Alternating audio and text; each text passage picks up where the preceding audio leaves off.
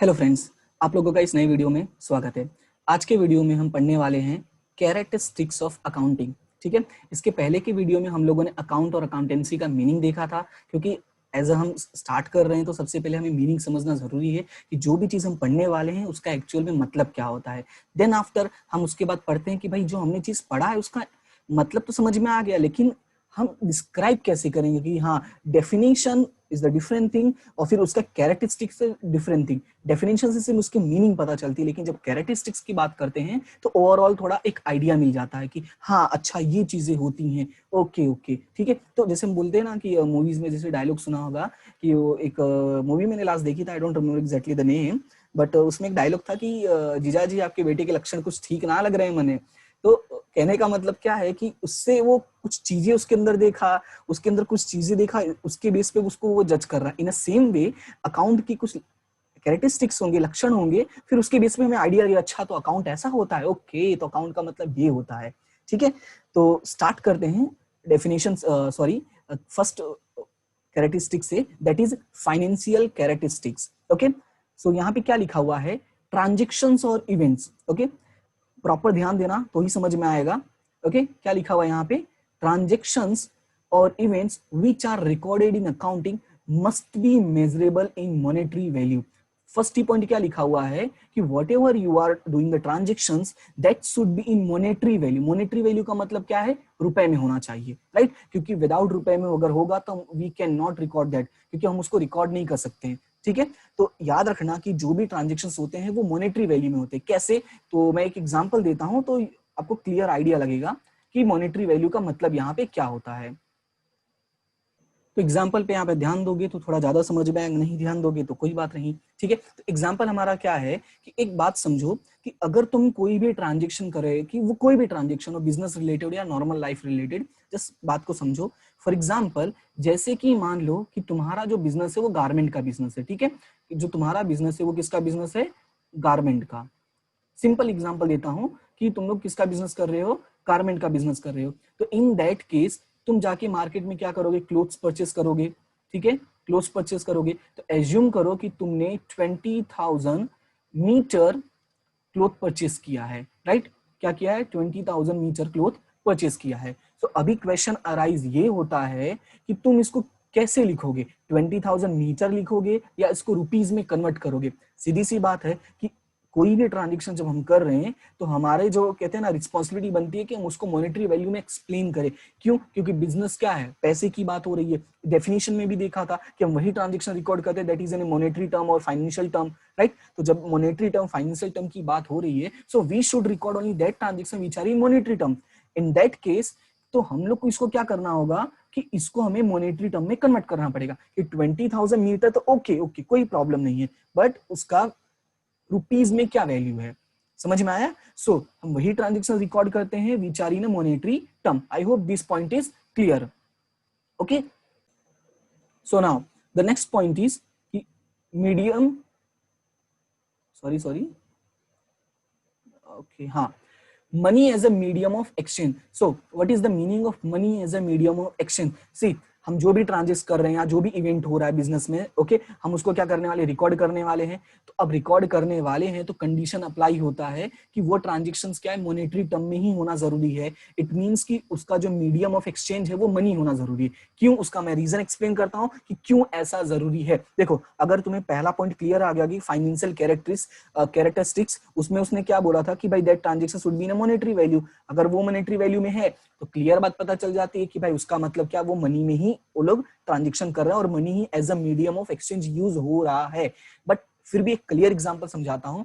जैसे कि मैंने मान लो जस्ट अभी पहले वाले, इसके जस्ट पहले वाले पॉइंट में मैंने एक्सप्लेन किया कि 20,000 मीटर्स मैंने क्लोथ्स परचेस किए। अब समझो इसको कि अगर मैंने 20,000 मीटर क्लोथ परचेस किया है और इसके अगेंस्ट में अगर मैंने पैसे ना दिए होते, ठीक है, इसके अगेंस्ट में मैंने पैसे ना दिए होते, एज्यूम कर लो, ठीक है, नहीं दिए, चलो मान लिया, आपने बोला तो हमने मान लिया, तुमने ऐसा मान लो, ठीक है, तो मान लो। अब क्वेश्चन अराइज होता है कि चलो तुमने पैसे नहीं दिए तो इसको तुम रिकॉर्ड कैसे करोगे? क्या जो तुमने वैल्यू दिया है, मतलब जो सामान दिया है उसको रिकॉर्ड करोगे, या जो तुमने सामान परचेस किया उसको रिकॉर्ड करोगे? प्रॉब्लम क्रिएट हुआ कि नहीं, राइट? चलो वो भी तुम समझ गए, सॉल्व कर लिया। अब प्रॉब्लम क्रिएट क्या होगा, जब इसको मार्केट में सेल करने जाओगे तो मार्केट में सेल करोगे तो क्या वहां पैसे लोगे या दूसरा कुछ लोगे? अगर बात पैसे लोगे तब तो ये पॉइंट हमारा प्रूफ हो गया कि money as a medium of exchange. अगर पैसे नहीं लिए तो क्या लोगे?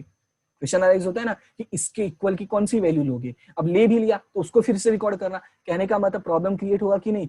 सो इट मींस कि चाहे बिजनेस में मतलब गुड्स परचेस करो चाहे सर्विस परचेस करो, उसके अगेंस्ट में हम क्या देते हैं, सिर्फ पैसा देते हैं। इवन जैसे मान लो कि अगर कोई एम्प्लॉय है, कोई काम कर रहा है, कोई सर्विस प्रोवाइड किया, जैसे कि मान लेता हूं कि मेरा लैपटॉप खराब हो गया था, ठीक है, मेरा बहुत बड़ा बिजनेस है और 25-30 लैपटॉप चला रहा हूं मैं, और उसमें से 3-4 लैपटॉप सडनली खराब हो गए because of some power cut, assume कर लो। अब कोई बंदा आया, उसको बनाया है, और मैं बोलता ठीक है भाई तूने बना तो दिया है, एक काम कर, एक लैपटॉप तू लेके चला जा, कोई बात नहीं लेके चला जा। तो बोलेगा अच्छा एक लैपटॉप लेके चला जाओ, फिर क्या मैं बाहर सामान खरीदने जाऊंगा तो क्या लैपटॉप दूंगा सबको? नहीं ना, it is not possible. It means कि जो भी ट्रांजेक्शन होते हैं वो मनी के वैल्यू में होना जरूरी है। Okay, I hope these 2 points is clear. The first one is financial characteristics and the second one is money as a medium of exchange.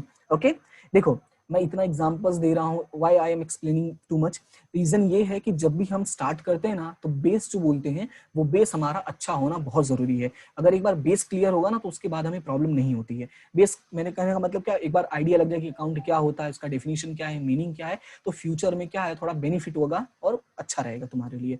Now next one is classification and analysis of transaction. ठीक है, क्या है? Classification and analysis of transaction. Okay, now अभी अच्छा है।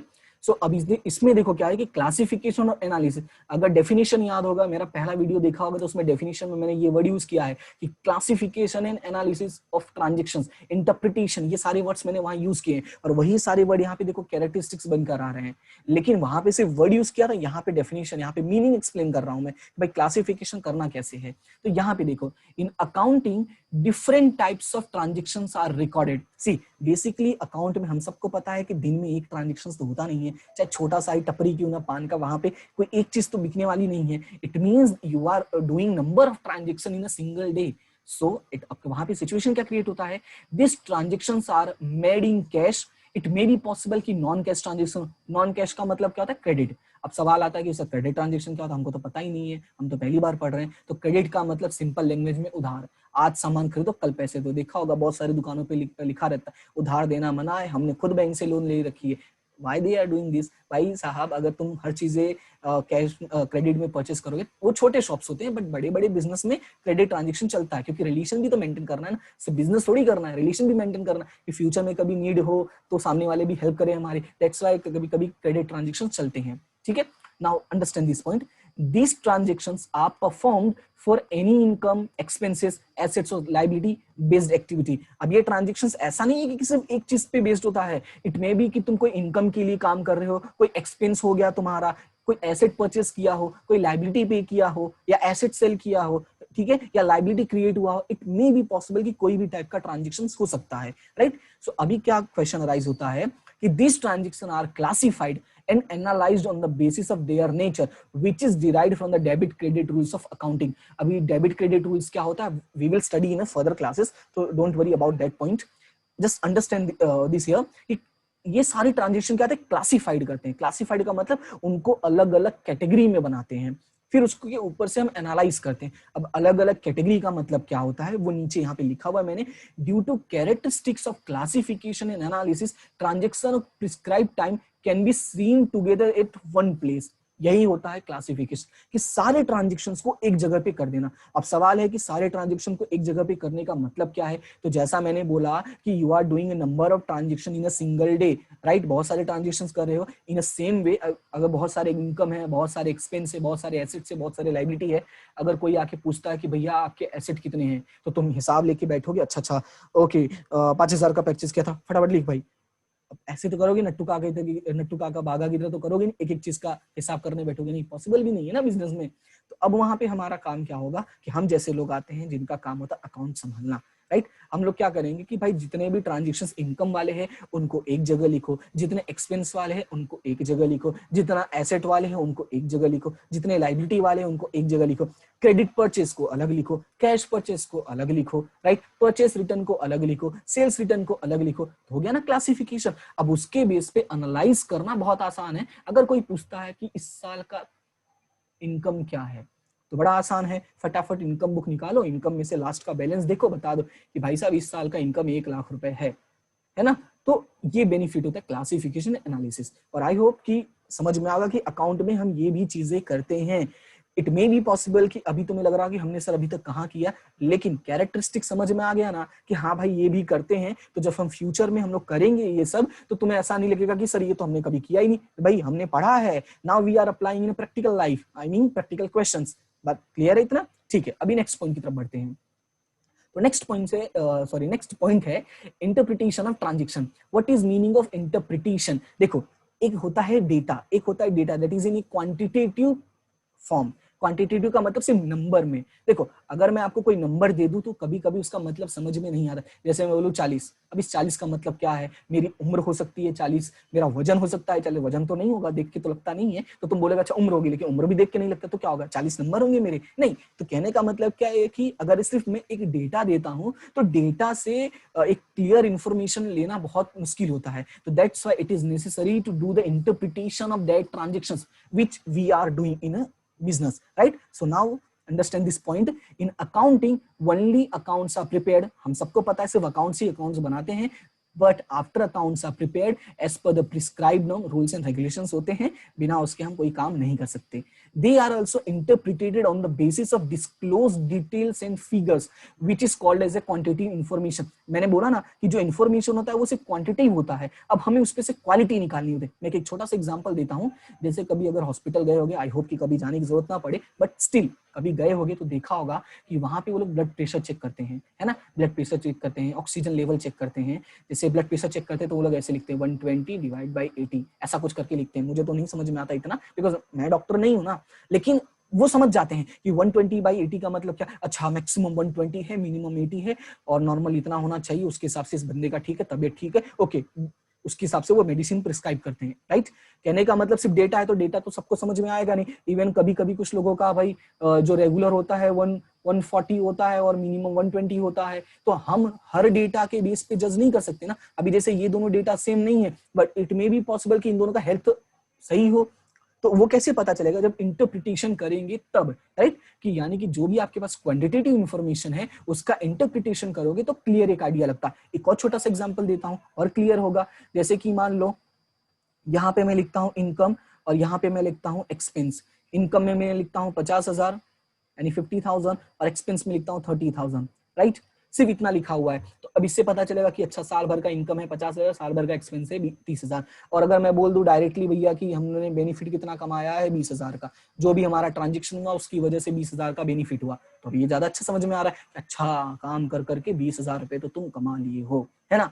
50,000 30,000 it may be possible कि सबको समझ में ना आए, तो हम बोलेंगे कि भाई साहब इस साल का जो बिजनेस है थोड़ा सा धंधा मंदा चल रहा है, क्योंकि उनको ये 50,000 दिखेगा ना तो बोलेंगे ओह 50,000 कमा लिया है, लेकिन असलियत क्या है कि खर्चा भी तो किए हो ना। तो उसको क्लियर बोलेंगे भाई साहब कमाए कुछ नहीं है, 20,000 का इनकम हुआ है, तो वो प्रॉफिट हुआ है, प्रॉफिट। तो बोलेगा अच्छा कोई बात नहीं यार, होता है। जैसे तुमने सुना अगर किसी को बता दो कि तुम्हारी सैलरी 50,000 है, तो सामने वाला बोलेगा अच्छा 50,000 है तो कुछ पैसे दे यार, थोड़ी मदद कर अपने भाई की। नहीं, लेकिन अगर तुम उसको बोलोगे बात तो सही है 50,000 है, लेकिन तुझे पता है इस साल बड़ा बहुत खर्चा हो गया, इस साल बहुत लोन ले लिया है, अब तुम इंटरप्रिटेशन कर रहे हो उसका। 50,000 क्वांटिटेटिव फॉर्म बोल दिया, लेकिन अब तुम उसका इंटरप्रिटेशन कर रहे हो। तो ये सारी चीजें बेनिफिट होती हैं। नाउ क्लियर है इतना? अभी आगे बढ़ते हैं। आगे है इकोनॉमिक ट्रांजेक्शन, इकोनॉमिक डिसीजंस। ठीक है, इकोनॉमिक डिसीजन, अभी ट्रांजेक्शंस कर रहे तब डिसीजन लेना है उसके बेस पे, सिंपल सी बात है। तो अब इकोनॉमिक डिसीजन में क्या होता है कि हम सबको पता है कि हम ये सब काम क्यों कर रहे हैं, कोई डिसीजन लेने के लिए, कोई हेल्प लेने के लिए उस चीज से। तो अब यहाँ पे देखो क्या लिखा है, different stake holder take their decision based on accounts prepared. देखो, हमारे बिजनेस में सिर्फ हम नहीं इंटरेस्टेड होते हैं, हमारे बिजनेस में कई लोग होते हैं जो इंटरेस्टेड होते हैं, जैसे कि क्रेडिटर, डेटर, लेंडर, बैंक वाले भी इंटरेस्टेड होते हैं। सरकार तो खास करके आके टैक्स लेने वाली है हमसे, है ना। तो कहने का मतलब क्या है कि there are number of people who are interested in our business. अब देखो, इंटरेस्टेड हैं तो किस तरह से इंटरेस्टेड हैं? वो ये इंटरेस्टेड हैं कि सामने वाले से हम कितना वसूल सके। कहने का मतलब क्या है, decision are based on money, thus are known as economic decision. Just remember, if you are taking decision based on money, it will be known as economic decision. Thus, economic assists to make economic decision. How? Let me give one example. जैसे कि कोई creditor है, ठीक है, तुम creditor के पास गए, बोले कि यार इस महीने का मेरा थोड़ा प्रॉब्लम है, मुझे ऐसे ही सामान दे दो 50,000 का और नेक्स्ट मंथ में पे कर दूंगा। ओके ओके, सामने वाला बोलेगा आ गया सुबह सुबह मुंह उठा के, ऐसा बोलता है कि नहीं? क्योंकि भाई सीधी सी बात है, सब बिजनेस कर रहे हैं, सब कमाने के लिए कर रहे हैं, तो अभी वहां पे बेनिफिट होता है हमारा, ये सारी जो हमने मेहनत की, हम उसको बोलेंगे भाई आप you can check my history. कभी कभी जरूरत भी पड़ जाती है ना, क्योंकि हमें प्रूफ नहीं करना है दुनिया को, बट स्टिल वो प्रूफ की तरह, मतलब कि अब हम प्रूफ करने के लिए तो काम नहीं करते हैं, लेकिन वो हेल्प करता है ताकि सामने वाला हमारे ऊपर ट्रस्ट कर सके। मुझको अपना अकाउंट्स दिखाएंगे, देखो यार हमारे जो भी ट्रांजेक्शंस हैं वो बहुत अच्छे से चल रहे थे, बहुत सही था, बट इस टाइम पे थोड़ा सा प्रॉब्लम हो गया है, that's why we are saying that, don't worry, हम कैसे भी करके आपका पे कर देंगे। तो ये बेनिफिट हो गया। फिर गवर्नमेंट आके हम लोगों से टैक्स वसूल करती है, तो वो भी कहां से वसूल करेगी, जब तक उनके पास डेटाज नहीं होंगे, हम डेटा इजी नहीं देंगे तो कहां से वसूल करेंगे वो टैक्स, राइट? हावी में तो बोल नहीं देंगे, अच्छा तू मुकेश अंबानी का रिश्तेदार है, चल तू 10 करोड़ दे, ऐसे तो बोल नहीं देंगे ना, है ना? तो इतना क्लियर हो गया, ठीक है। अभी नेक्स्ट की तरफ जाते हैं। नेक्स्ट है हमारा हिस्टोरिकल इन्फॉर्मेशन। ओ हो, क्या है? हिस्टोरिकल हिस्ट्री बहुत पुराना है भाई साहब। कैसे? In accounting all past transactions and events are recorded. See, all past transaction and events are recorded. कहने का मतलब क्या है कि जो भी ट्रांजेक्शन हम रिकॉर्ड कर रहे हैं वो सारे पास्ट में हुए। जैसे कि 20,000 मैंने 20,000 मीटर मैंने क्लोथ परचेस किया, राइट? पास्ट में किया था, फ्यूचर की तो बात ही नहीं हो रही ना। So all the transaction which are recorded that happened in the past. Now see, these past transactions or event become history, and that's why it is known as historical information, right? Right? Now अभी यहाँ पे देखो, past always discloses history. Accounts prepared on the basis of history represent historical information and result. Thus, accounting has a relation with the historical information. See, accounts में जो भी हम transactions record करते हैं, basically that are कि वो हो चुके हैं, हमने वो ट्रांजेक्शन किया है, that's why हम रिकॉर्ड करें। अगर हुआ ही नहीं होता तो हम रिकॉर्ड काहे करते? जैसे कि एज्यूम करो कि अगर तुमने वो मटेरियल परचेस नहीं किया था 20,000 मीटर क्लोथ, तो तुम रिकॉर्ड क्यों करते? इतने तो अच्छे हो नहीं कि तुम्हें, अच्छे नहीं कहते हैं अंतर्यामी तो हो नहीं कि तुमने फ्यूचर देख लिया कि मैं परसों जाके परचेस करने वाला, चलो उसको मैं आज ही से लिख लूं, ऐसा तो पॉसिबल नहीं है ना। सो इट मींस कि all the data which are recorded that happened in the past, so that's their information has become historical information, right? I hope this point is clear. So आज के लिए इतना ही, और यही था हमारा कैरेक्टरिस्टिक्स ऑफ अकाउंटिंग, राइट? अभी देखो कैरेक्टरिस्टिक्स मैंने यहाँ पे एक्सप्लेन किया है। In next video I will explain about the objective, फिर एडवांटेज, फिर लिमिटेशन। ये सारी इंफॉर्मेशन पढ़ के ना, ऑब्जेक्टिव, कैरेक्टरिस्टिक्स, एडवांटेज, इससे एक आइडिया लग जाएगा कि ओवरऑल अकाउंट का मतलब क्या होता है। फिर इससे क्या होगा कि जब भी तुम फ्यूचर में अकाउंट्स पढ़ोगे ना, तो तुम्हारे माइंड में ये होगा कि तुम क्यों कर रहे हो। क्योंकि समटाइम क्या होता है कि हम काम करते बट पता नहीं होता क्यों कर रहे हैं, तो थोड़ा सा कहते ना अच्छा नहीं लगता है। लेकिन अब यहाँ पे पता है कि क्यों कर रहे हैं, क्योंकि हमारी वजह से किसी का भविष्य हमारे ऊपर निर्भर करता है, कंपनी वालों का, है ना? हम कंपनी के लिए काम करेंगे तो भाई वो हमारे ऊपर ही है, तो हमें क्यों अच्छे से करना चाहिए, वो सारी इंफॉर्मेशन यहाँ पे हमें बताएगी। आई hope this point is clear. Okay, तो एक बार इसको रिवाइज कर लेना। यू विल एग्जाम में आए या नहीं आए डजेंट मैटर। मैं ऐसा नहीं बोलूंगा कि 5 मार्क्स का था, 6 मार्क्स का था, नहीं, मेरा वो काम नहीं है, वो तुम्हें पढ़ना है। हाँ भाई, एग्जाम पॉइंट ऑफ व्यू से अगर बहुत ज्यादा एमपी होगा, मैं बोल दूंगा कि भाई ये पढ़ ही लेना, लेकिन मेरा टारगेट ये है कि जो भी चीजें तुम पढ़ो वो तुम्हें पता होना चाहिए कि तुम क्या पढ़ रहे हो, क्यों पढ़ रहे हो। बात समझ में आया कि नहीं? ठीक है, तो आई होप ये सेशन समझ में आया होगा, और अगर सेशन अच्छा लगे तो लाइक, शेयर, सब्सक्राइब, और नहीं लगे तो कोई बात नहीं, it's okay, thank you. Okay, तो thank you so much, and मिलते हैं हम नेक्स्ट क्लास में। Bye bye bye bye bye and see you. Okay, and have a nice day. Bye bye.